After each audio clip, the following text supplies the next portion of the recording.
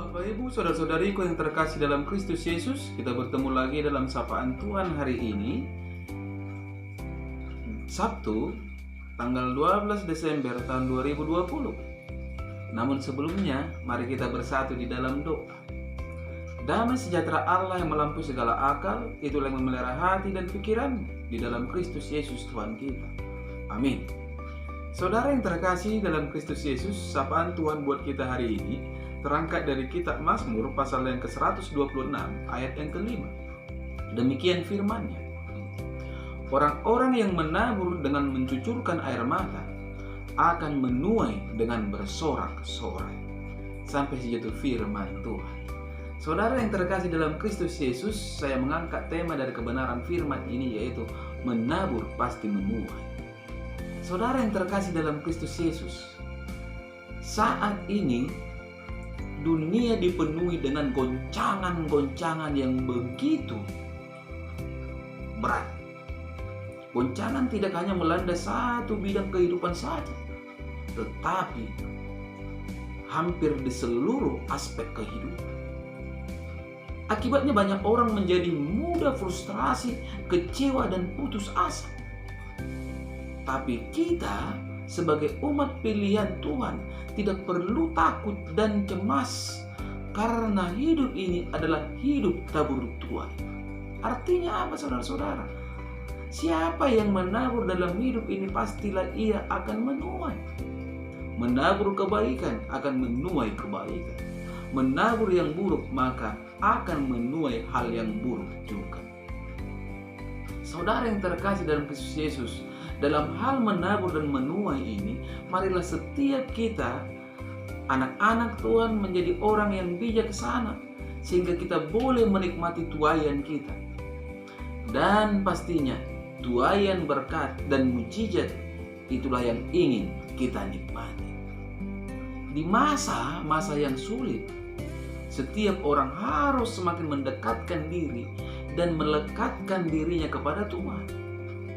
Sebab seberat apapun dan seburuk apapun keadaan hidup kita, Tuhan sanggup memulihkannya. Ia memiliki rancangan yang terbaik bagi setiap umatnya yang mau datang kepadanya. Itu sebabnya saudara-saudara, di dalam Galatia 6 ayat 7-9 firman-Nya berkata, jangan sesat. Allah tidak membiarkan dirinya dipermainkan. Karena apa yang ditabur orang itu juga yang akan dituainya. Sebab barang siapa menabur dalam dagingnya, ia akan menuai kebinasaan dari dagingnya. Tetapi barang siapa menabur dalam roh, ia akan menuai hidup yang kekal dari roh itu.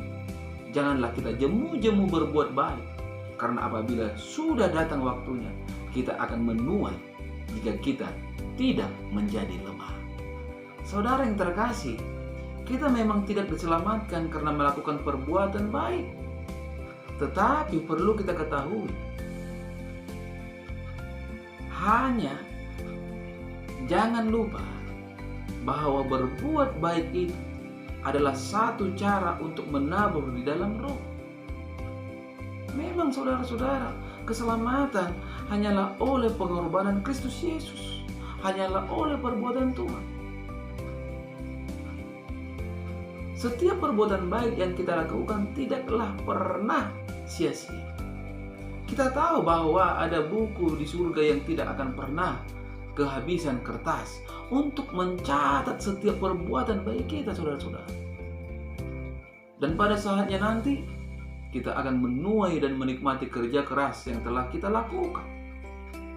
Kalau kita menantikan taburan kita agar tampak hasilnya, nantikanlah sambil berharap bahwa suatu saat kelak apa yang kita tabur itu akan kita tuai.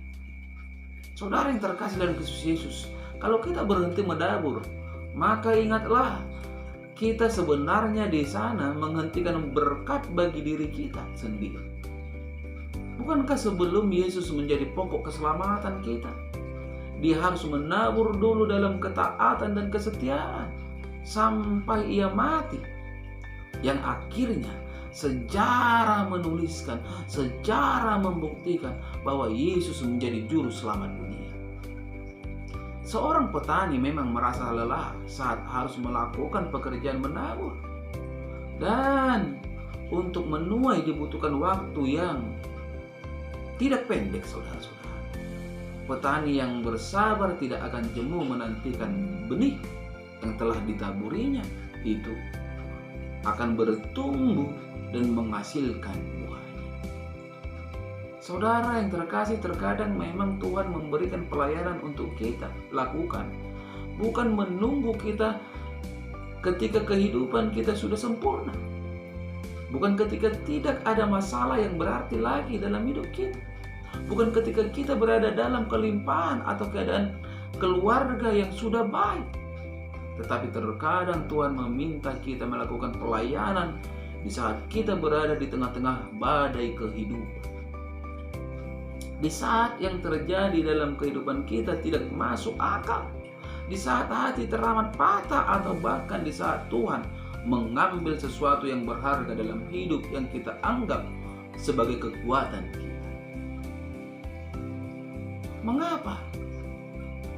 Karena Tuhan menjadikan kita spesial dan sanggup untuk itu. Bukankah kekuatan kita datangnya dari Tuhan, saudara-saudara? Pesan firman Tuhan hari ini mengajak kita untuk jangan pernah menyerah. Ingatlah, saudara-saudara, bagi orang percaya ada falsafah hidup.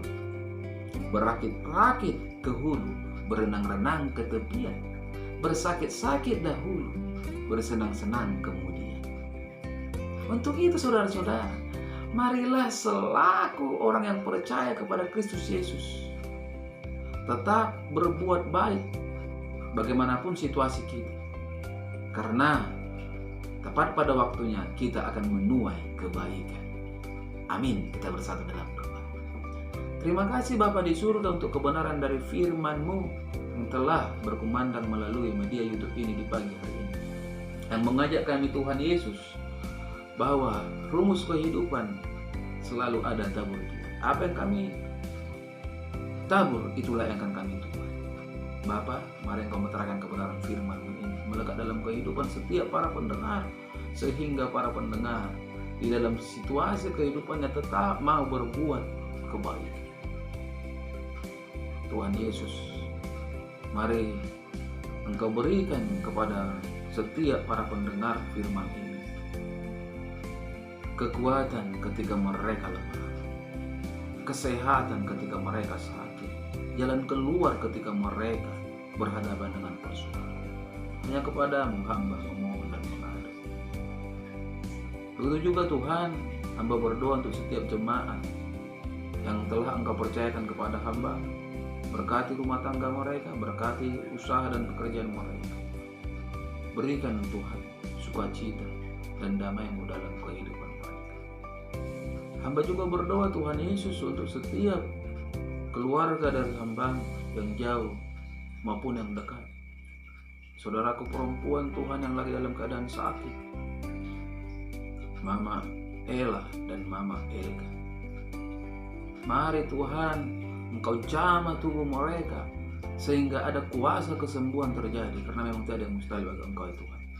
Engkaulah Tuhan kami yang sangat luar biasa, yang mampu mengatasi segala perkara. Pada kesempatan ini hamba juga berdoa Tuhan untuk setiap orang yang mengasihi hamba, terkhusus istri dan anak-anakku yang ada di Batam. Kau balut bungkus mereka dengan kuat dan kuasa-Mu sehingga hidup mereka Tuhan selalu terjaga dari segala mara bahaya, dan mereka mampu menjadi saksi-saksi Tuhan yang menyatakan di dalam setiap kehidupan perjalanan Yesus adalah Tuhan. Inilah doa hamba-Mu Tuhan, yang hamba-Mu panjatkan hanya di dalam nama Kristus Yesus, Juru Selamat kami yang hidup. Amin. Salam buat kita semua, salam sehat.